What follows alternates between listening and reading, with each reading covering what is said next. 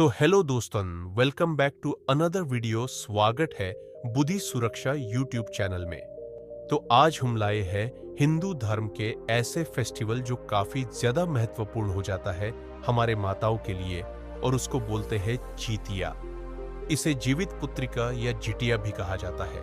मैं इसे हिंदी में विस्तार से, स्पष्ट और व्यवस्थित तरीके से समझाया हूं। जितिया एक पारंपरिक हिंदू लोक उपवास व्रत है जिसे मुख्यतः माताएं अपने बच्चों, खासकर पुत्रों की लंबी आयु, सुरक्षा और शुभ स्वास्थ्य की कामना के लिए करती है। यह उत्तर पूर्वी भारत, बिहार, झारखंड, पूर्वी उत्तर प्रदेश और नेपाल के कुछ हिस्सों में बहुत प्रचलित है। त्योहार सामान्यतः आश्विन महीने सितंबर अक्टूबर के आसपास में आता है। स्थानानुसार तारीख अलग हो सकती है। किन लोगों द्वारा और क्यों मनाया जाता है? मुख्य रूप से माताएं या सास भाभी भी कभी कभी अपने जीवित बच्चों की रक्षा और दीर्घायु हेतु व्रत रखती है। उद्देश्य पारंपरिक है, बच्चों को बुरी नजर, रोग, दुर्घटना आदि से बचाना और उनके सुख समृद्धि के लिए मां की भक्ति। साथ में यह मातृत्व, त्याग और मां बच्चे के रिश्ते का सार्वजनिक रूप से उत्सव भी है।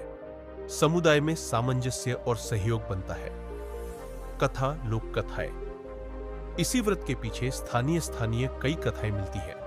सामान्य विषय यह है कि एक मां महिला ने बहुत कठोर व्रत बलिदान करके अपने बच्चों की जान बचाई या उनकी आयु बढ़ाई। उस भक्ता मां की भक्ति व त्याग की वजह से देवी इष्ट देव ने वरदान दिया। तभी से माइयां यह व्रत करती है। साधारण तौर पर व्रत कैसे होता है? तैयारी और दिन भर की व्रत। कुछ जगहों पर पहले दिन स्नान कर शुद्ध होकर पूजा सामान इकट्ठा किया जाता है। घर में साफ सफाई, देवता की प्रतिमा, चित्र लगाना और व्रत की आरंभिक पूजा होती है। मुख्य व्रत बहुत सी जगहों पर माताएं निराहार, निर्जल, बिना पानी, बिना खाना खाए का व्रत करती है। ये सबसे कठोर रूप है व्रत का। कुछ जगहों पर खाना नहीं पर पानी लिया जा सकता है। स्थानीय परंपरा पर निर्भर व्रत एक दिन, 2 दिन या कुछ स्थानों पर 3 दिनों तक भी हो सकता है। ये सब भिन्नता है। पूजा विधि मां बच्चे की सुरक्षा हेतु देवी विशेष देवता की उपासना करती है।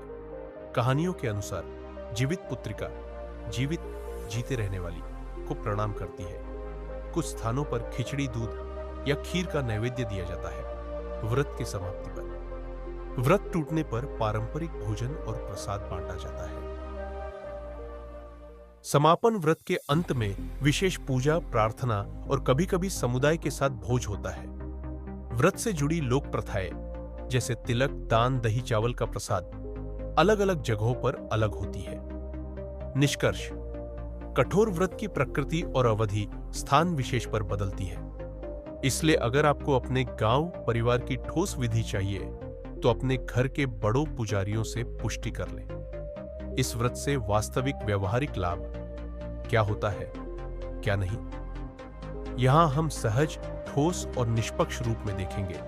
धार्मिक, सांस्कृतिक लाभ और वैज्ञानिक व्यावहारिक पहलू अलग है। धार्मिक सांस्कृतिक लाभ, भावनात्मक, मनोवैज्ञानिक। मां के लिए आत्मबल और सुरक्षा की भावना बढ़ती है। मां बच्चे के बंधन को सार्वजनिक रूप से महत्व मिलता है। सामाजिक, समुदाय में मेलजोल, परंपरा की पहचान और पीढ़ी दर पीढ़ी विरासत बनती है। आस्था से मिलने वाला सांत्वना।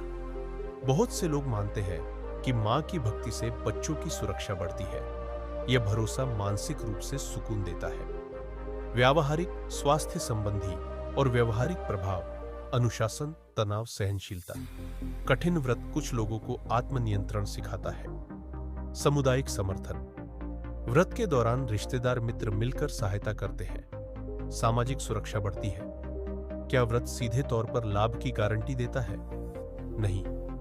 कोई भी धार्मिक व्रत वैज्ञानिक रूप से यह साबित नहीं कर सकता कि उससे बच्चे लंबी उम्र पाएंगे या दुर्घटना नहीं होगी। ये आस्था और सांस्कृतिक विश्वास पर आधारित होते हैं। जो असली लाभ मिलते हैं वे मनोसामाजिक और सांस्कृतिक होते हैं। ये भी जीवन में महत्वपूर्ण है, पर यह भौतिक, नैदानिक गारंटी नहीं है। स्वास्थ्य की चेतावनी बहुत जरूरी।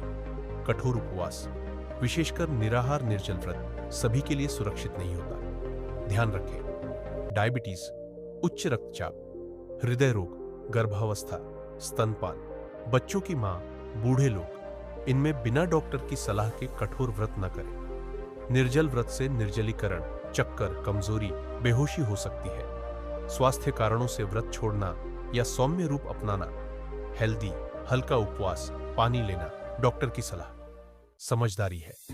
वैकल्पिक विधि। व्रत का अर्थ न केवल शारीरिक उपवास है, आप प्रण, नियम, दान, सेवा, ध्यान और सादा आहार रखकर भी उसी उद्देश्य को पूरा कर सकती है। सुरक्षित वैकल्पिक तरीके। अगर आप व्रत करना चाहती हैं पर स्वास्थ्य कारण है, तरल आधारित उपवास, पानी, नारियल पानी लेते रहें। हल्का उपवास, दिन भर हल्का सुपाच्य भोजन ले, दही, खिचड़ी, बजाय बिल्कुल भूखे रहने के। समर्पण, दान आधारित विधि, दान, अनाथाश्रम दान के रूप में सेवा करवाकर भी व्रत का लाभ माना जाता है। प्रार्थना, भजन, मेडिटेशन, मानसिक और आध्यात्मिक फायदों के लिए। यह त्योहार पारिवारिक और सामाजिक पहचान को बनाए रखता है। छोटे गांवों में यह अक्सर एक सामूहिक गतिविधि बन जाती है। महिलाएं एक दूसरे का साथ देती है, अनुभव बांटती है। आर्थिक रूप से यह सामान्यतः महंगा नहीं, पर भोज प्रसाद आदि में कुछ खर्च हो सकता है। सरल भाषा में, जितिया एक मां प्रधान धार्मिक लोकव्रत है, बच्चों की लंबी उम्र और सुरक्षा की कामना के लिए। इसका असली लाभ अधिकतर सांस्कृतिक, भावनात्मक और सामाजिक होता है, न कि किसी तरह की वैज्ञानिक गारंटी। स्वास्थ्य को महत्व दें। यदि व्रत में कठोरता से स्वास्थ्य प्रभावित होने का खतरा हो तो वैकल्पिक तरीके अपनाएं। व्रत करने का उद्देश्य अगर भक्ति और बच्चे की भलाई है तो वही भावना सबसे बड़ी बात है। तरीका अनुकूलित किया जा सकता है।